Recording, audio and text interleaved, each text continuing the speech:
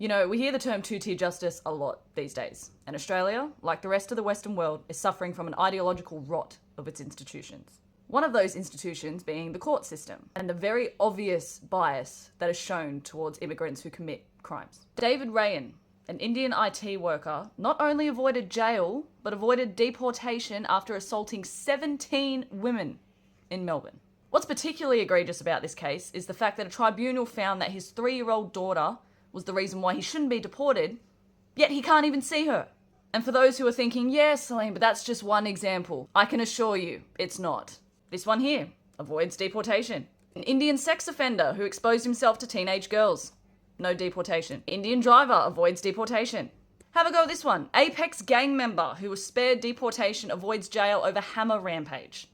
He carjacked someone, and the attack was so violent that the victim took their own life.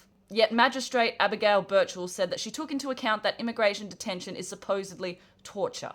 Who gives a shit? He ended up getting a 2-year community corrections order after the court heard that he faced daily racism. What bullshit. The race card has become a literal get out of jail free card, or a stay in the country card. Another one here. Crazed African shot by police in Melbourne was spared deportation. Just in case you missed what that fella did, he charged at police with a metal pole. Violent Papua New Guinean criminal walk free.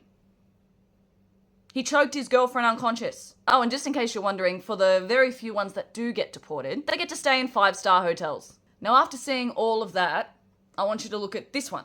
This fella was deported before he even faced court for hurty words, for an ex-post. And look, despite what you think of the NSN, I understand they're a very polarising group. Despite what you think of them, the fact that Joel Davis has been sitting in a cell for months now over a post on Telegram is ridiculous. And they had one of their other members deported back to South Africa for engaging in a legal protest. I believe they raided his house at like 4 o'clock in the morning when his missus had just given birth. You compare that to these other stories that I told you, and there's a very clear bias here. This is not me saying I support the NSN, please don't come after me. I'm just looking at these situations objectively, and there's a very clear distinction between how one side is treated and the other side.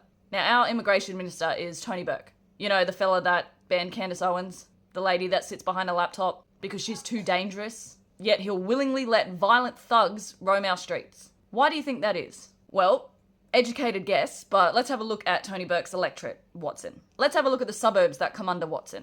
Well, if you know anything about these suburbs, they're pretty ethnically diverse. I'll just say that.